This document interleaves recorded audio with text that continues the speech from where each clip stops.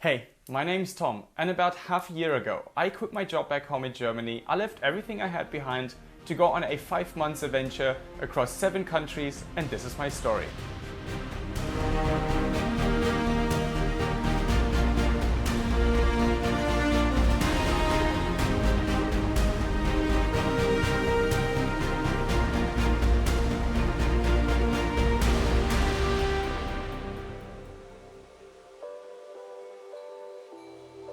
In the last episode, I flew over from Sydney to Bali to finally experience firsthand what the ever so popular holiday island is going to be like. My Canggu hostel looked more like a 5-star resort compared to the rather poor looking but expensive hostels in Australia and New Zealand. I used my 2 days in Canggu to visit beautiful temples, check out the beach, get familiar with the insane Bali traffic and drink my first of many Balinese coconuts. Before heading to Ubud, the supposedly relaxed yoga capital of Bali. Whilst I had many things planned in Ubud, a mild tonsillitis kept me from doing most of these things. Instead, I enjoyed some relaxed days with some friends I made in Ubud.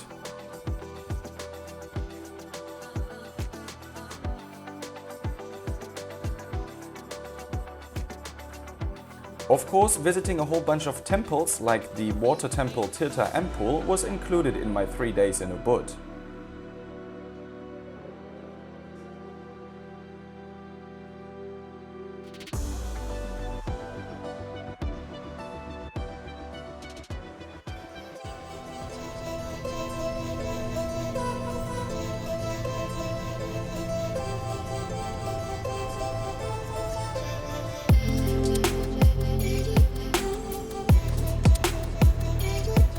Good morning from Nusa Penida. So this is my first morning on Nusa Penida and it's raining, and I just checked the weather forecast and it's supposed to rain the next 3 days. So essentially the time I'm here it's supposed to rain, but yeah, maybe we're just lucky and it will clear up at some point because I like to see all the crazy beaches and go snorkeling.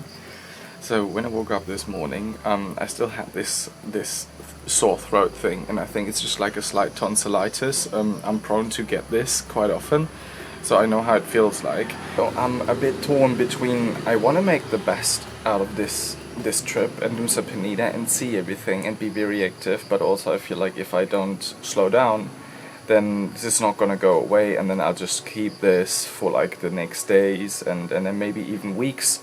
And as soon as I'm in Vietnam and do the Ha Giang loop where it's supposed to be a bit colder, I definitely want to be, we just want to be fit. Anyways, what I will do, as soon as it kind of cleared up a bit, I will go to Broken Beach and check this out as the first one, and then probably Kalinking Beach, which is like the super famous one. So I'll just get my stuff sorted and then out to Broken Beach. The roads on Nusa Penida are narrow, windy and poorly built, yet I safely got to Broken Beach, where I was greeted by a flood of tourists and some rather interesting conversations. It's not only tobacco, other ingredients is in there, or only tobacco? I didn't know what I had expected, but I definitely had to readjust myself to that this was not gonna be like my lonesome rider hikes in New Zealand anymore. Welcome to a horribly overcrowded Broken Beach. And now I definitely know what the guy in my hostel said, or hotel or whatever, at the cabins, when he said go there early, go there before 9 o'clock, and I didn't, and now I'm getting the payback. So I think it's just time to get the drone up and try to flee from the crowds. I let the drone go for a bit, but soon felt like I had to go and find myself a nicer, more quiet spot somewhere in the Broken Beach area. Luckily, I found a little footpath that led me away from the crowds. So I don't really get why people don't use this path a lot more. I feel like many people just like come here for the picture. And as soon as they're done with their picture, that's actually it. So it's just for Instagram, just showing that you're at Broken Beach and then go home. I mean, essentially I do the same thing because I also came here because I read it up, big Instagram spot and all these things. So yeah, I do about the same thing, but then I thought maybe it's just nice to get away from the crowds and try something else as well. Look at this. This is bloody amazing. And it's like the same views as on the other side. It's just not the photo spot that everybody knows from Instagram. But this is so good and I don't get it. Why people don't come here? This is like so good. There's no one around. The water is blue.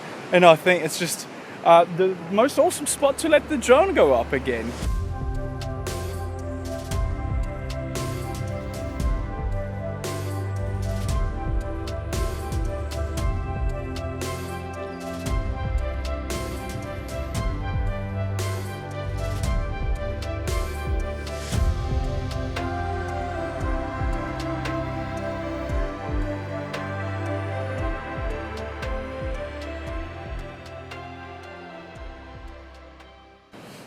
So, Broken Beach done, found myself the quiet spot, let the drone go again, and then on to Kalinking Beach.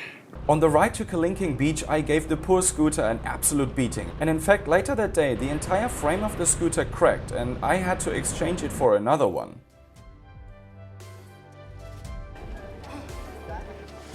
How did I think that one of the most famous beaches in the world was gonna be less crowded than Broken Beach? I quickly realized that I was not gonna stick around and instead drove straight to Crystal Bay, one of Nusa Penida's best snorkeling spots.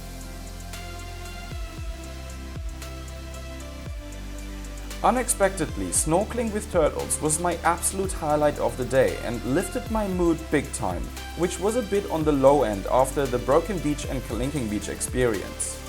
However, I wanted to give Kalinking another shot the following day and called it an early night.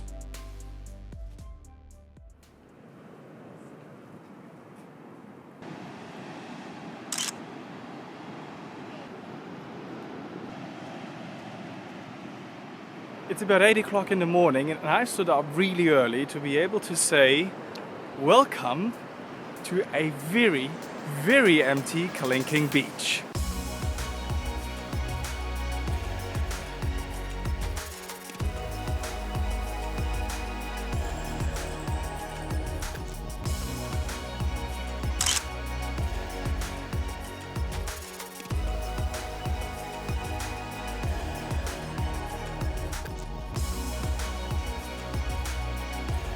What I'm gonna do today is actually get down to the beach, maybe even for a swim, I'm not sure yet.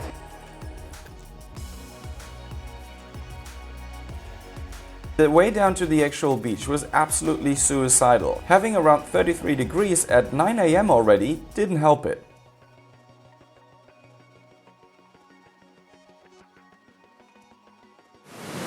So, I've made it down to Kalinking Beach. I've made it down all the way, and honestly, the way is proper suicide. If you're thinking of flip-flopping down this way, don't ever do it. Get proper shoes on or do it barefooted, but flip-flops will just straight kill you. There is a bit of a way and it's so steep.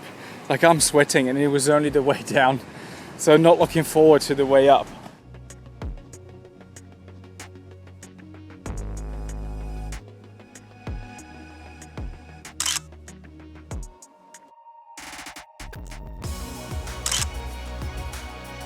I was definitely fit at hiking at the time, yet on that day, walking up to the Kalinking viewpoint, I broke my personal sweat record by quite some margin.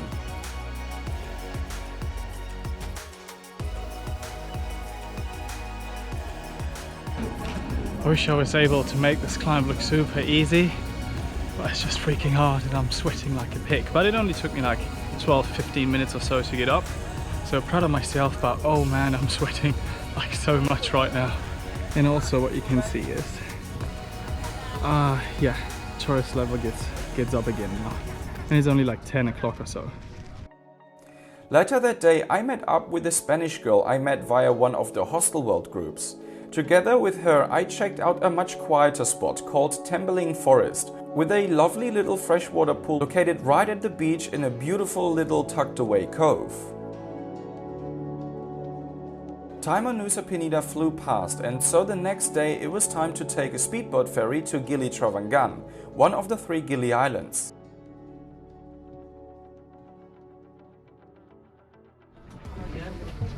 One seat, one people. Ja, oder einfach hoch. Ich würde jetzt mal, ja, oben saßen noch auf welche. Getting on the boat, everything looked like this was gonna be a horrible 3-hour journey, but few of us, including me, chose to sit on the little sun deck, and that turned the whole boat ride into an amazing trip with plenty of bintang beer provided and some really good chats. Once arrived on Gili Travangan, I booked myself into the same hostel room as Lachlan and Hamish from my days in Ubud. Gili T is one of the 3 islands located right off the shore of Lombok, but for some reason still belong to Bali. Touristy, but yet so laid back with no cars or scooters on the island. Sadly, the horses pulling the carriages are known for not being treated all too well. So I, like most other Western tourists, did not use them to get around the island. Yet one has to say, they add a lot of special vibe to Gili T.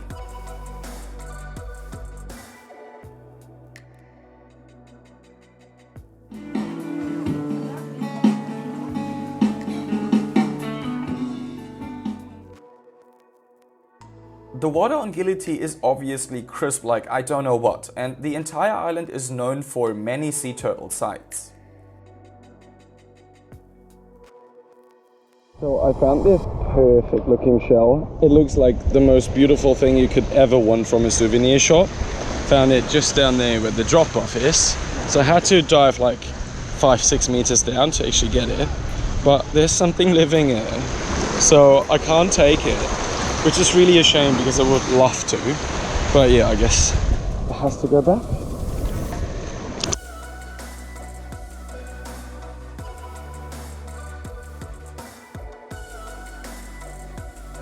And well, one has to experience the Gili T nightlife as well when being there, right?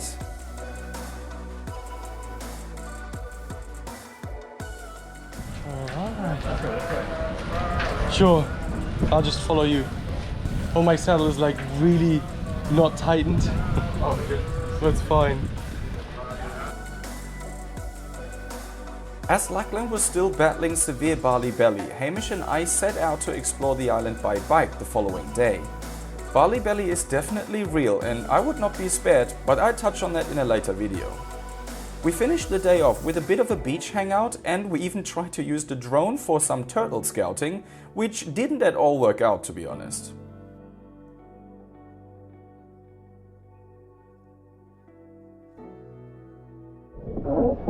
So it is day 3 or 4 on Gili T, I'm not sure, and I'm currently on a kayak together with Hamish and Lachlan, who I met in Canggu the first time, and then in Ubud the second time, and then here we share a hostel room actually together. And yeah, we all had our fair share of sicknesses over the last days. Both had like really bad Bali belly, and I had a tonsillitis, or still have it, still battling with it. Our plan was to paddle over to Gili Meno, the second biggest of the Gili Islands, to visit the famous underwater statues, which magnetically attract travel influencers and Instagram models for several years now. You guys ready? Oh yeah. Oh yeah. Oh yeah. Statues. Statues. The place, like expected, was super crowded, but we still managed to get our obligatory Instagram photos and videos.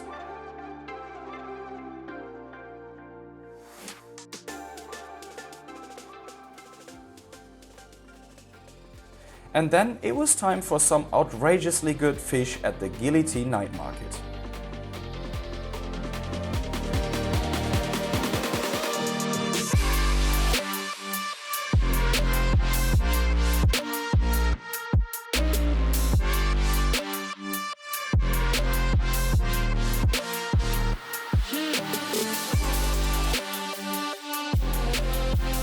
Our last night out on Gili T was very tipsy, I have to admit, but hey, how often does one attend an anything but close party on a tropical island like the Gilis?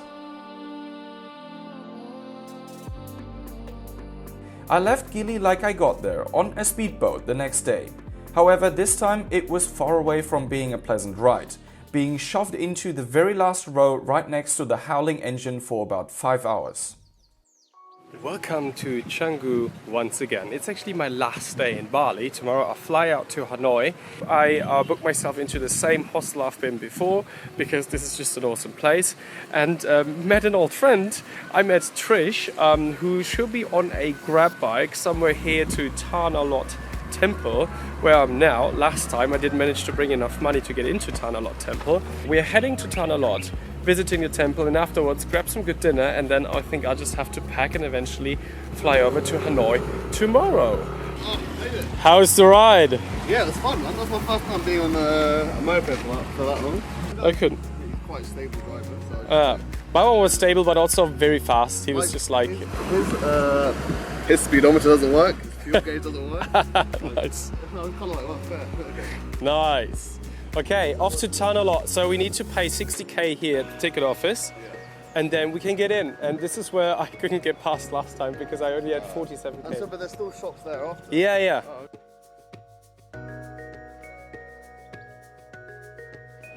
So this is it. This is Tanalot, or Pura. I think it's Pura Tanalot, because Pura is water, and it's a water temple. Watching the sunset at Tanalot was a nice and well-fitting end to my 2 weeks on Bali. Again, it was super crowded, but by now I expected no different. After 2 weeks in Bali, I had mixed feelings about Bali. I can imagine that this has been the most dreamy, picture-perfect place with its temple culture and the incredible beaches about 20 years ago. However, the sheer masses of tourists probably took away a lot of its charm, with all the common tourist sites being horribly overcrowded and a genuine "I'm only here for my Instagram photo, but I don't really care for the culture or the nature of this place" attitude of many tourists. In the end, some places I really liked, others I didn't like so much. But I definitely knew I was very ready and looking forward to the exciting country that was coming next, Vietnam. So this is it. Welcome to Hanoi, Vietnam.